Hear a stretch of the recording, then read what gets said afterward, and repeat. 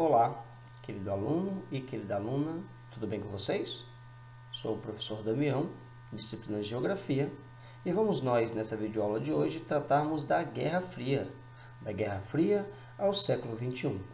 Depois de termos estudado um pouco sobre os sistemas econômicos e o seu processo de desenvolvimento, vamos agora compreender como que, paralelamente a esse desenvolvimento dos sistemas econômicos, se desenvolveu a chamada Guerra Fria. Por que ela aconteceu? Quais foram suas causas e quais foram as suas consequências? E em que contexto histórico a chamada Guerra Fria acontecera? Fique com a gente para discutirmos brevemente todas essas questões. E a partir daí constitui-se uma denominada ordem bipolar, porque não houve acordo, não deu para conviver, entre aspas, harmonicamente dentro do território alemão, Estados Unidos capitalista e União Soviética socialista.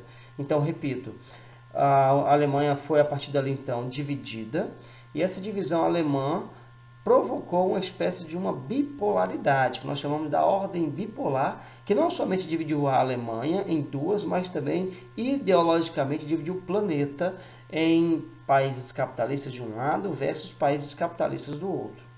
Com o objetivo de ampliar suas áreas de influência e impedir o avanço do sistema ideológico contrário, cada uma das suas superpotências, das duas superpotências, mantinham alianças militares com outros países, que seguiam suas diretrizes em troca de ajuda econômica e militar. Esse contexto também, ele circunscreve alguns planos, alguns pactos, como por exemplo, o Plano Marshall, que foi ali uma ajuda econômica que os Estados Unidos dera aos países europeus destruídos de guerra, e isso naturalmente acabou provocando um apoio desses países, ora ajudados pelos Estados Unidos, aos próprios Estados Unidos, no que diz respeito a essa disputa ideológica.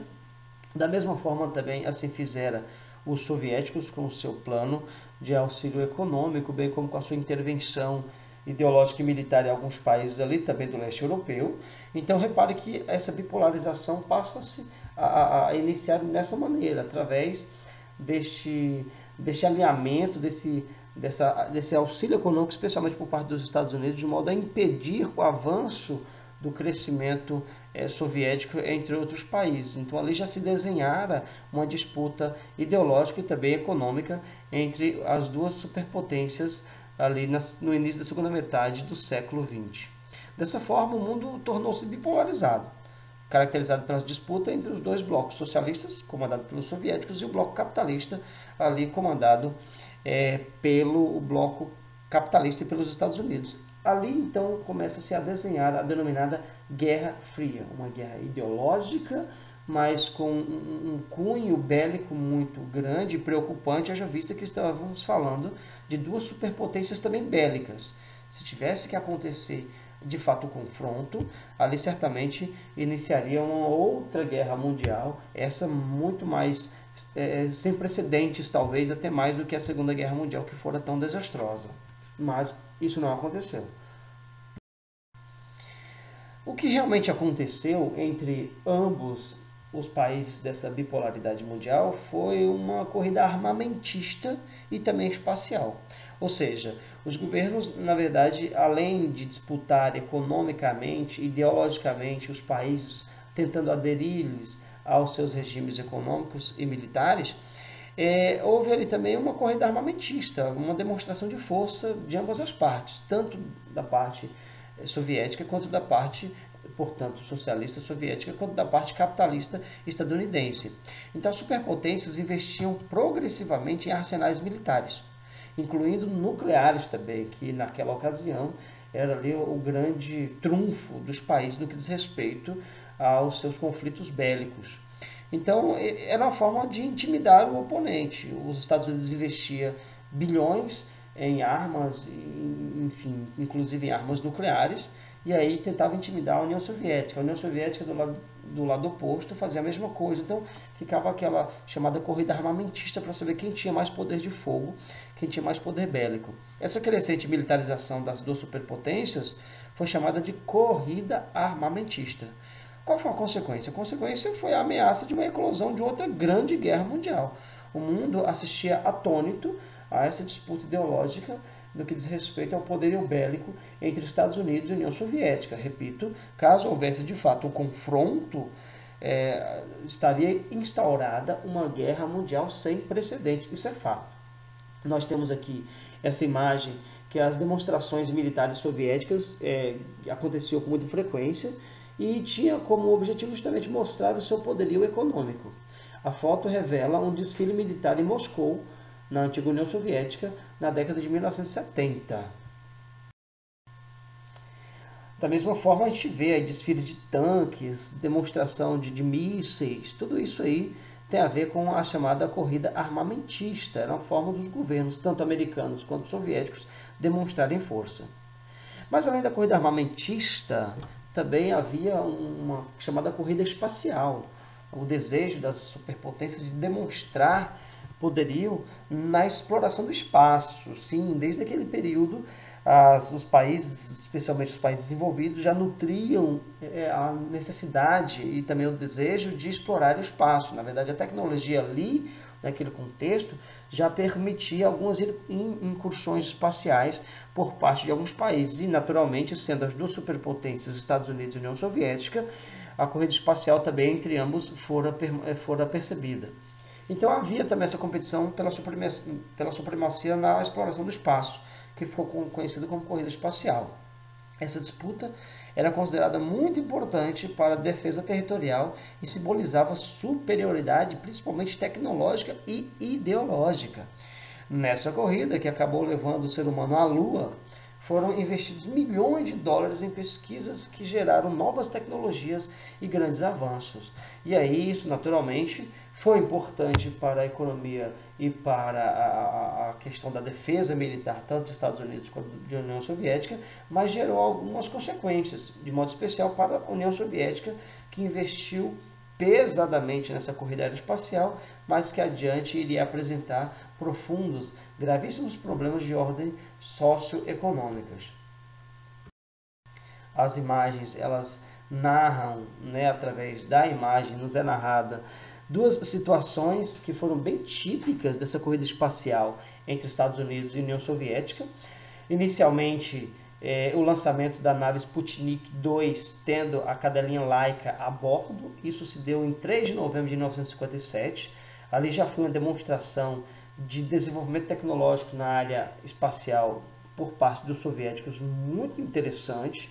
O mundo ficou assim realmente impressionado com essa demonstração de poderio espacial e tecnológico da União Soviética, com o lançamento da nave Sputnik e a bordo a cadelinha Laika, E ela foi para o espaço, segundo a história. Enfim, foi uma demonstração de força dos soviéticos. Pouco mais de uma década depois, a bordo da nave espacial Apollo 11, o Neil Armstrong, teria sido o primeiro astronauta a pisar na Lua em 20 de julho de 1969. Enfim, teria sido essa a viagem do homem à Lua, e os estadunidenses defendem essa tese, defendem esse acontecimento como algo extraordinário que acontecera. Há quem questione, há quem crie outras teorias acerca disso, mas o fato é que, segundo a história, o homem teria pisado na Lua em julho de 1969. E essa pegada do astronauta Neil Armstrong é célebre, porque ele não somente pisa no solo lunar, como também desfere a seguinte frase: "Este é um pequeno passo para o homem, mas o grande passo para a humanidade." Repito, essa ida do homem à Lua é repleta de discussões, de indagações, mas o fato é que tanto o lançamento da nave Sputnik com Laika a bordo, quanto o lançamento de Apollo 11 à Lua, pertenceu a todo esse contexto de corrida aeroespacial entre as duas superpotências no bojo da chamada Guerra Fria, que foi essa guerra ideológica, sem necessariamente ter havido um confronto bélico. Nesse meio tempo é importante nós discutirmos essa teoria dos três mundos. Hoje está em desuso, essa questão da teoria dos três mundos. Hoje nós conhecemos, quando se trata de regionalização econômica do mundo, nós falamos em países desenvolvidos, países em desenvolvimento, ou mesmo nós chamamos o Brasil, por exemplo, como país emergente, que são aqueles países que estão emergindo para o desenvolvimento. Claro que essa gravíssima crise econômica mundial de agora talvez redesenhe muita coisa, mas durante a chamada Guerra Fria, nós tínhamos os chamados três mundos, que eram os países super desenvolvidos, tínhamos os países medianos, por assim dizer, e tínhamos os países subdesenvolvidos, ou seja, muito pobres. No primeiro escalão pertenciam os países capitalistas desenvolvidos, como Estados Unidos, Reino Unido, França, Alemanha Ocidental. Nós vamos ver daqui a pouco que a Alemanha foi dividida em Ocidental e Oriental, então a Alemanha Ocidental fazia parte desse primeiro grupo. O segundo mundo seria formado pelos países socialistas, de uma economia transitória, né, digamos assim, tendo a União Soviética como principal país desenvolvido nesse segmento, mas também tínhamos a Polônia, a Hungria, a Iugoslávia, e o terceiro mundo formado por países heterogêneos e muito pobres, como o Brasil, na ocasião, África do Sul, Egito, Índia, entre outros exemplos. Então, essa configuração dos três mundos hoje ela não se aplica mais, né? Mas durante a Guerra Fria, foi assim que o mundo se regionalizara economicamente no que diz respeito ao primeiro, segundo e terceiro mundo. A Guerra Fria e algumas de suas características. Quanto tempo ela durou? Ela durou de 1945, ali quando acaba a Segunda Guerra Mundial, até 1989. E qual foi o episódio que fizera a Guerra Fria literalmente terminar? Foi a queda do Muro de Berlim. Veremos daqui a pouco. Então o muro cai em 89, e marca o fim da chamada Guerra Fria, que foi entre 1945 e 1949.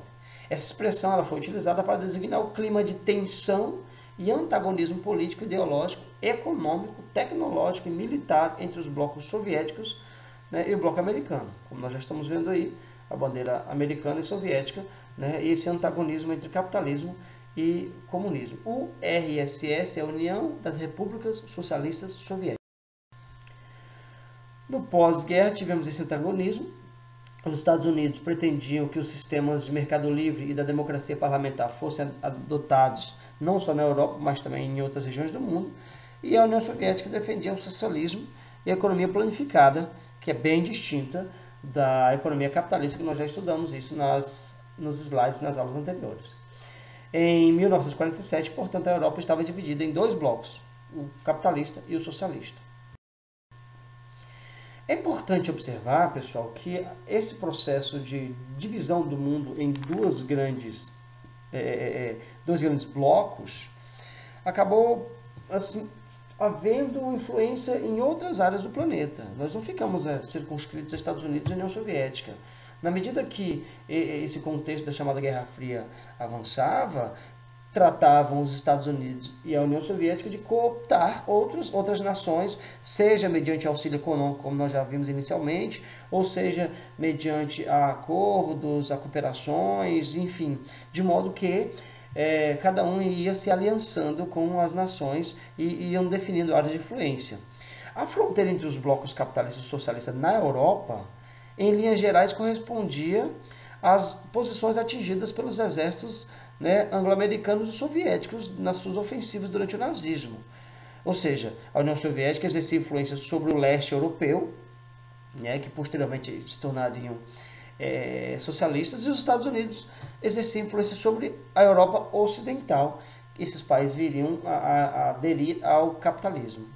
A China, que ali desde então já era um país estratégico no que diz respeito à geopolítica mundial, ela havia aderido ao socialismo em 1949, ali com o apoio dos soviéticos, ali na chamada Revolução Chinesa de 1949, com Mao Tse-tung, e ali ela se aliança com a União Soviética. Essa aliança que viria a ser rompida alguns anos depois, mas isso não fez com que a China deixasse de ser um país socialista. Mas, enfim, inicialmente falando, a China se tornara uma grande aliada dos soviéticos no princípio da chamada Guerra Fria.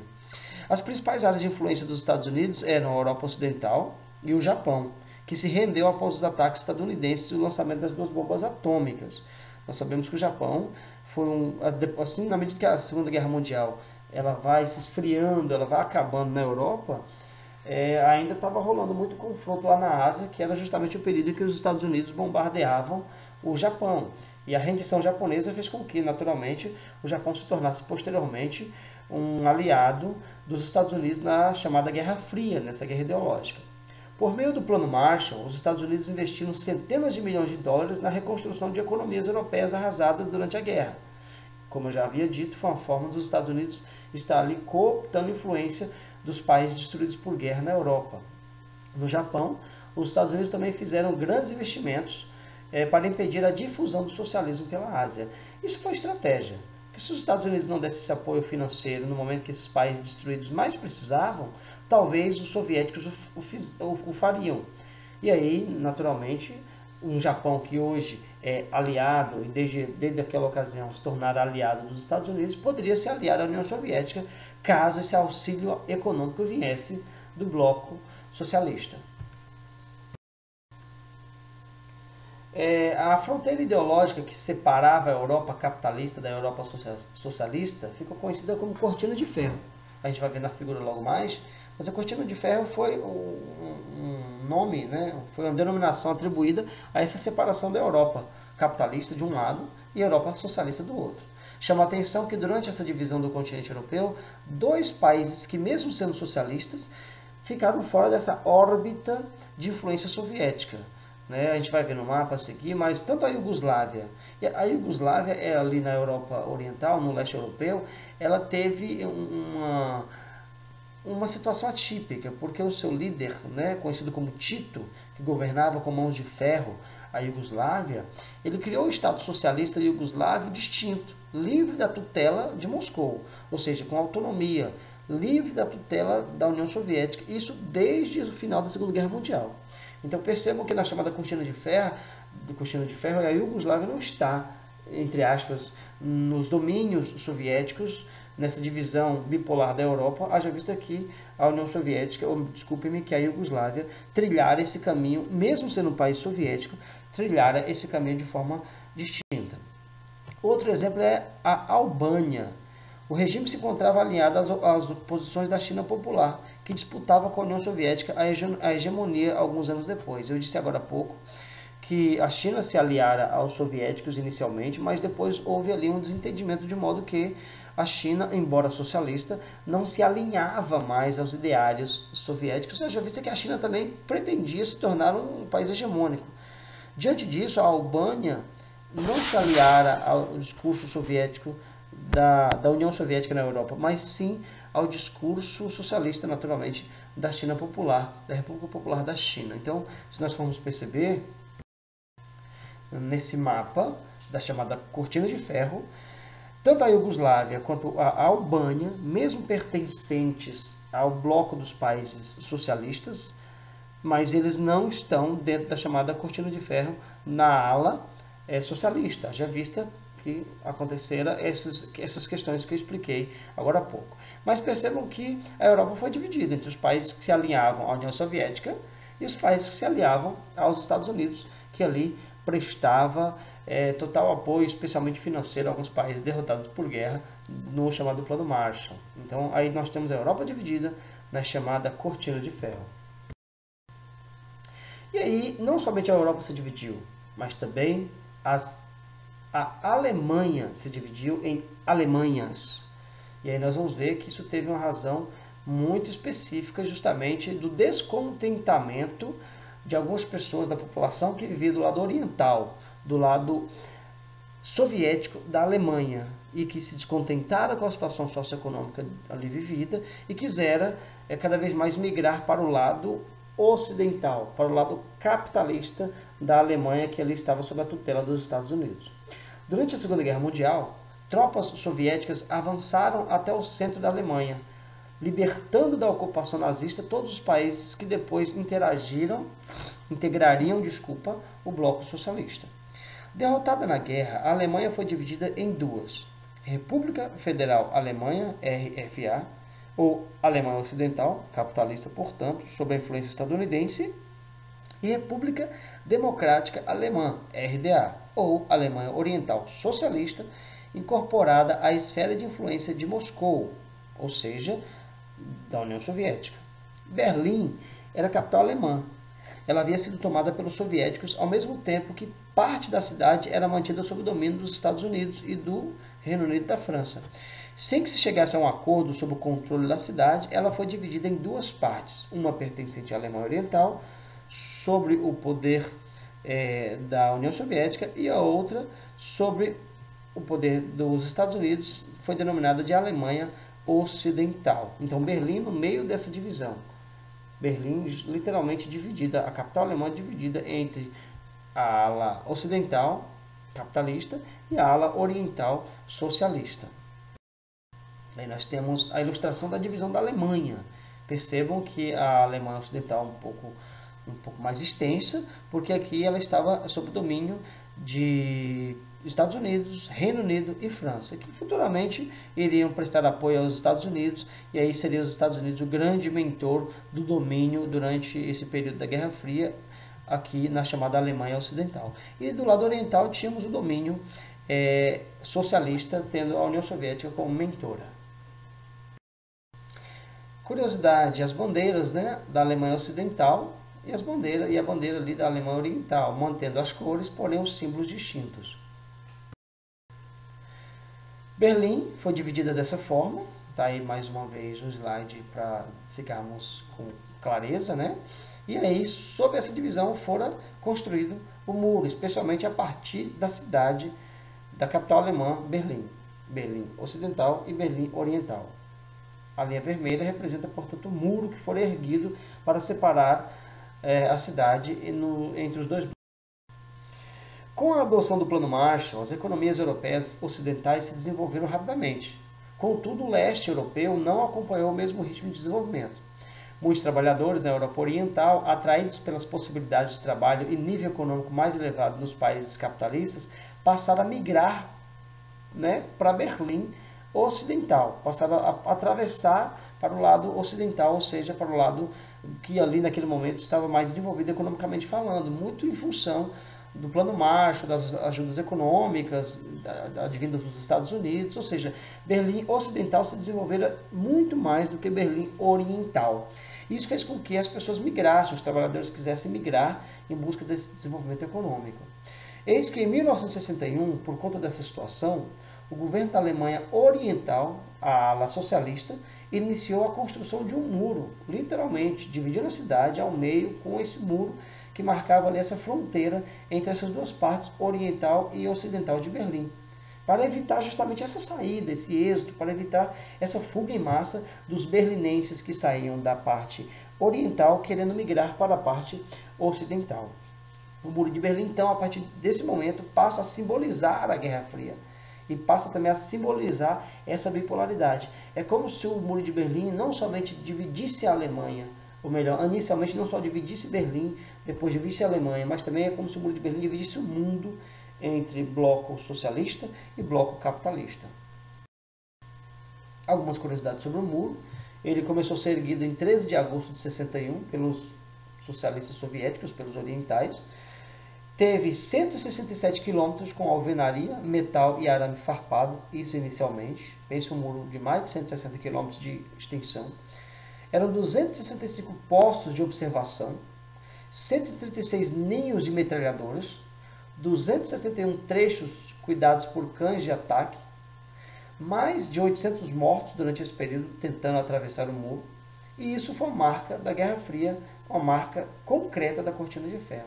Então não foi simplesmente um muro de alvenaria erguido, além da alvenaria, e era cada vez mais fortificado. No primeiro momento foi erguido apenas uma espécie de uma cerca que evoluiu para o muro, que evoluiu para verdadeiras, né, barreiras ali fortificadas com torres, com nichos de metralhadoras, posteriormente com aquelas minas terrestres, com cães de ataque, ou seja, era uma verdadeira fortaleza o que separara a Berlim Oriental da Berlim Ocidental. Tudo por iniciativa dos soviéticos.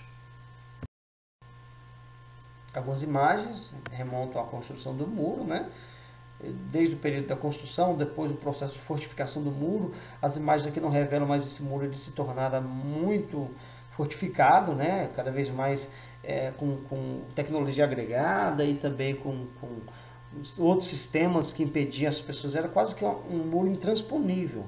Muito embora muitas pessoas se arriscaram na tentativa de atravessar, alguns atravessaram, outros foram presos, outros mortos, nessa loucura de tentar atravessar o muro. Temos aqui o que representa o mundo bipolar. É importante salientar sobre isso, pessoal, como é que os demais países ficaram. Por exemplo, qual foi a reação, quais foram as consequências aqui na América Latina dessa Guerra Fria, desse confronto ideológico entre Estados Unidos capitalista e União Soviética socialista.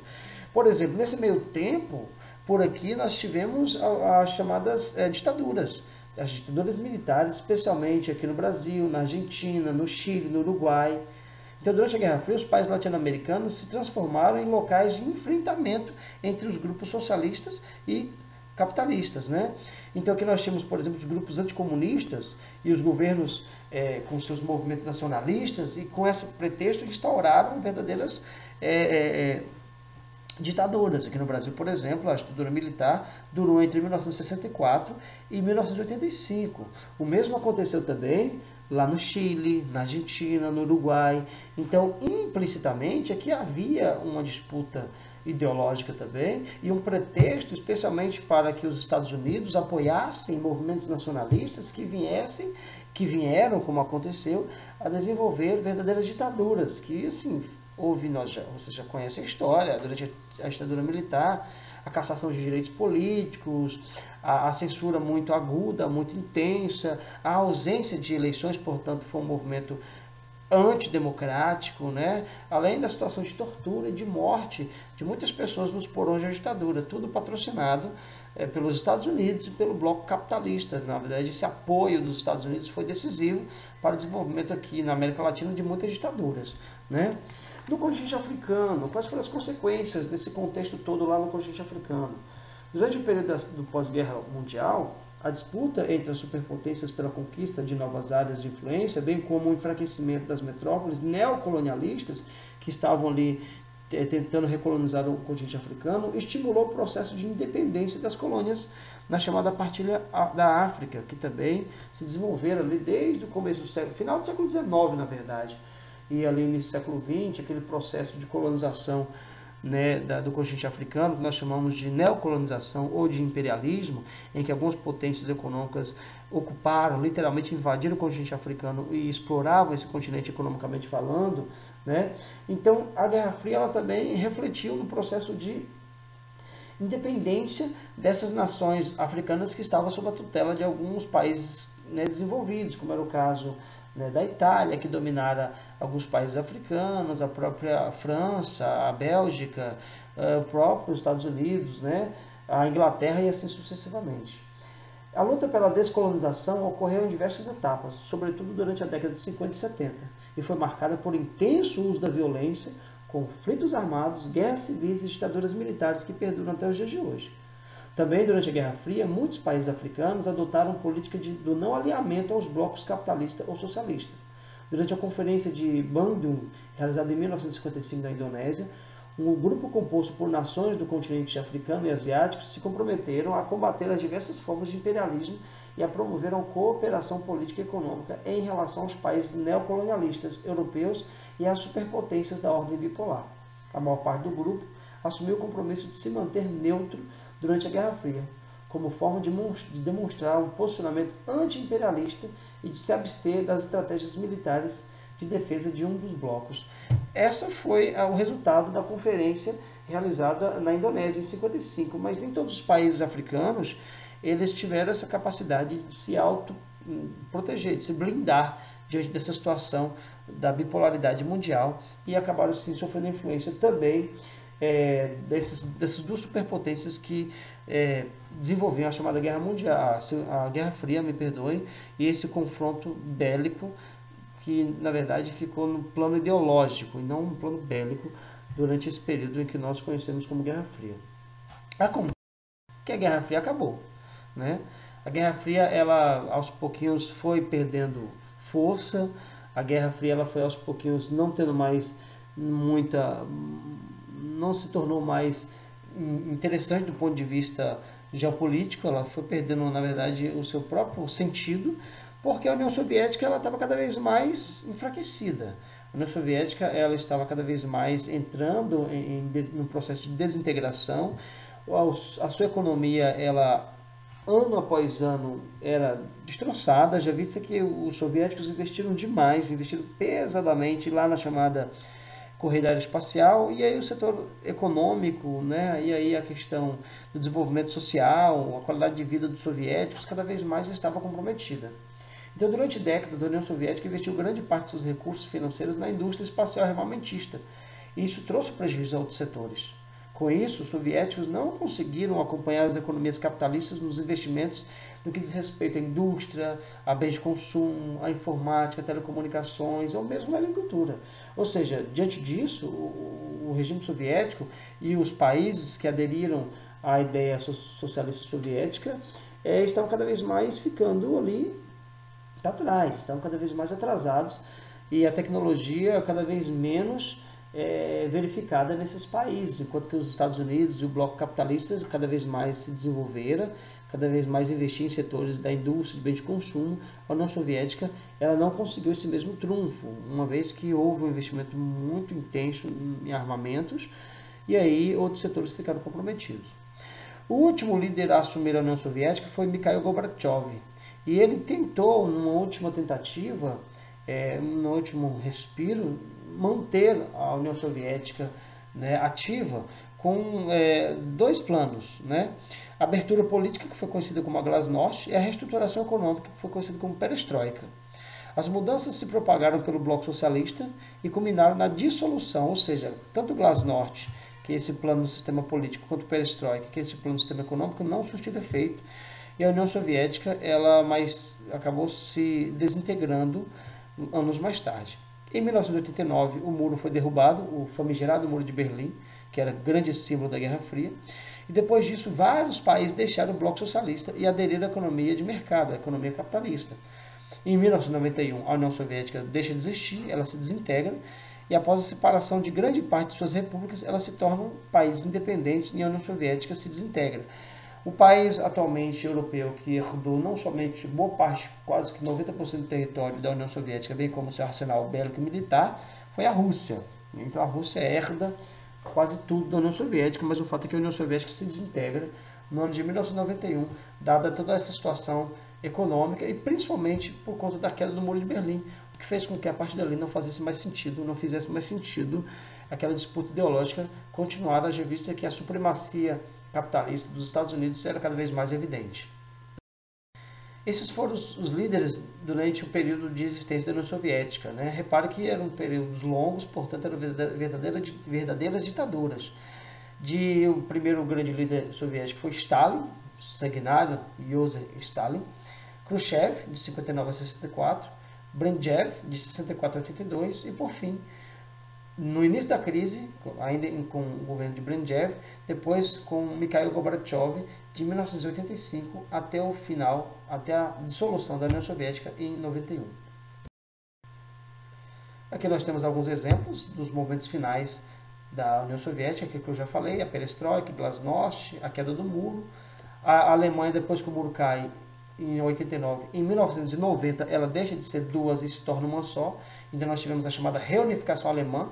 Em 1990, a Alemanha se torna novamente um país único e a União Soviética se desintegra em 91. Algumas imagens emblemáticas da queda do Muro de Berlim, tá certo? O muro, na verdade, ele já estava saturado, as pessoas já não suportavam mais aquela divisão absurda. E aí, quando os líderes políticos perceberam que era insustentável a manutenção do muro, fora ali, na mesma noite que fora dita sobre a queda do Muro de Berlim, entre aspas, fora dada uma autorização, as pessoas foram para o muro e elas próprias, de posse de marretas, picaretos, martelos, derrubaram o muro e deram um grito para a liberdade. Claro que alguns fatores ali contribuíram, alguns fatores de natureza política e também alguns acordos já ali auxiliavam nesse processo de queda do muro. Em 1989, o muro foi derrubado, né? E esse símbolo da Guerra Fria deixa de existir. E, enfim, a Alemanha logo depois se reunifica e a Guerra Fria ali acaba. O portão de Brandenburgo, nessa foto, ela é emblemática. Cidadãos de Berlim Ocidental no Muro de Berlim, em frente ao portão de Brandenburgo, em 10 de novembro de 1989, que é o período ali que marca de fato a queda do Muro de Berlim.